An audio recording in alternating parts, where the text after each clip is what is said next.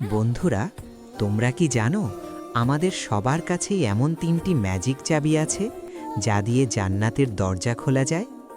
আজকের গল্পটা ঠিক সেই চাবিগুলো নিয়ে।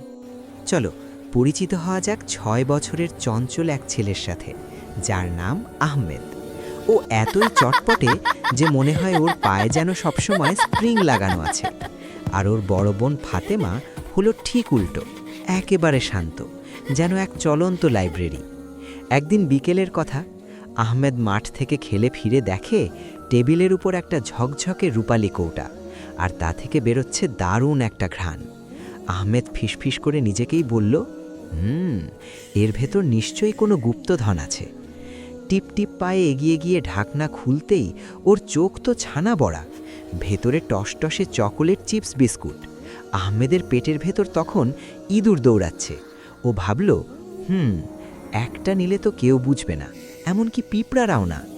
ঠিক তখনই মা ডাক দিলেন, আহমেদ, চটপট অজু করে আসো, মাগরিবের সময় হয়ে গেছে। আহমেদ ভাবল, সুযোগ তো এখনই। ও চট করে দুইটা বিস্কুট মুখে পুরে ফেলল। নিজেকে সান্ত্বনা দিয়ে বলল, আরে এটা চুরি না, এটা তো আমার ন্যায্য পাওনা। কিন্তু বিস্কুটটা গলায় গিয়ে কেমন যেন খসখসে মনে হতে লাগলো। চুরির বিস্কুট কি আর মিষ্টি লাগে? রাতে বাবা যখন সবাইকে নিয়ে বসলেন, তিনি রহস্য করে বললেন, জানিস আহমেদ, মানুষের ভেতরে ৩টা গুপ্ত চাবি থাকে। যারা এই চাবিগুলো ব্যবহার করে, আল্লাহ তাদের খুব ভালোবাসেন। আহমেদ অবাক হয়ে বলল, গুপ্ত চাবি আমার পকেটে নেই কেন বাবা? বাবা হাসলেন। প্রথম চাবিটা হলো সত্য বলা। যে সত্য বলে তার মনে আল্লাহ আলো জ্বালিয়ে দেন। ফাতেমা দুষ্টুমি করে বলল, মা বলেছে মিথ্যা বললে মনে কালো দাগ পড়ে। দেখি তো আহমেদের মনে কয়টা দাগ আছে। সবাই হো হো করে হেসে উঠল, কিন্তু আহমেদের হাসি এলো না। ওর বুকের ভেতর তখন বিস্কুটের কৌটাটা যেন ঢাকনা পেটাচ্ছিল। সে সাহস করে বলে ফেলল, মা, বিকেলে না বলে আমি 2টা বিস্কুট খেয়েছি, আমার খুব খারাপ লাগছে। মা ওর মাথায় হাত বুলিয়ে বললেন, এই তো, তুমি ভয় না পেয়ে সত্যি বলেছ, এটাই তোমার প্রথম চাবি। আহমেদ যেন এক নিমেষে অনেক হালকা হয়ে গেল। পরদিন স্কুলে শিক্ষক সবাইকে একটা করে ছোট কাগজ দিলেন। বললেন, এটা কালকের সারপ্রাইজ টেস্টের রোল নম্বর। কেউ কিন্তু এখন খুলবে না, এটা তোমাদের কাছে আমানত। ছুটির পর বন্ধুরা হাসাহাসি করছিল, আরে খুলেই দেখি না, স্যার কি আর দেখতে পাচ্ছে? আহমেদের মনেও শয়তান ফিসফিস করল, একটু উকি দিলে কি আর হবে? কিন্তু ওর মনে পড়ল বাবার কথা, আমানত খেয়ানত করা তো অনেক বড় গুনাহ।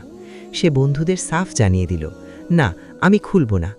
বন্ধুরা খেপালো, ওই রে, আমাদের বড় হুজুর এসেছে রে। আহমেদ হেসেই উত্তর দিল, হুজুর হওয়া তো ভালো কথা, অন্তত আমি আমার চাবিটা হারাবো না।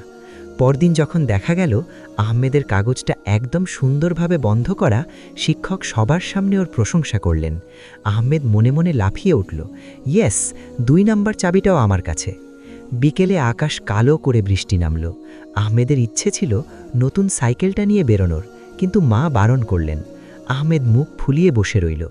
উফ, এই বৃষ্টিটা এখনই আসতে হলো, একদম পচা। মা জানালার পাশে ডেকে দেখালেন, দেখো ওই ছোট পাখিটাকে, ও কিন্তু ছটফট করছে না। ও জানে বৃষ্টি থামলে ও ঠিকই বাসায় ফিরবে। এটাই হলো ধৈর্য, 3 নাম্বার চাবি। আহমেদ চুপ করে বৃষ্টির শব্দ শুনতে লাগল, টুপ টাপ, টুপ টাপ। বৃষ্টির শব্দটা যেন একটা গানের মতো শোনালো। ও বুঝল, সবসময় নিজের ইচ্ছে মতো না হয়ে আল্লাহর ইচ্ছে মতো হওয়াটাই আসল ধৈর্য। সেদিন রাতে আহমেদ যখন ঘুমোতে যাবে, ওর মনে হচ্ছিল ও পৃথিবীর সবচেয়ে ধনী মানুষ, কারণ ওর কাছে এখন 3টে সোনালি চাবি আছে। 1, সত্য বলা, 2, আমানত রক্ষা করা, 3, ধৈর্য ধরা।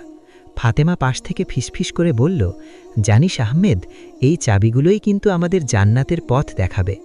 আহমেদ একটা মিষ্টি হাসি দিয়ে চোখ বন্ধ করল।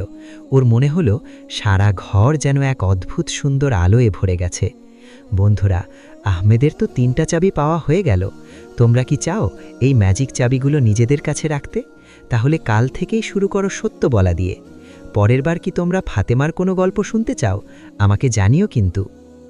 আর এমন আরও অনেক শিক্ষামূলক এবং মজার মজার ভিডিও পেতে আমাদের চ্যানেলটি লাইক, শেয়ার, কমেন্ট, সাবস্ক্রাইব করে বেল আইকনটি চেপে রাখুন। দেখা হবে আগামী সপ্তাহে নতুন কোনো গল্পের সাথে।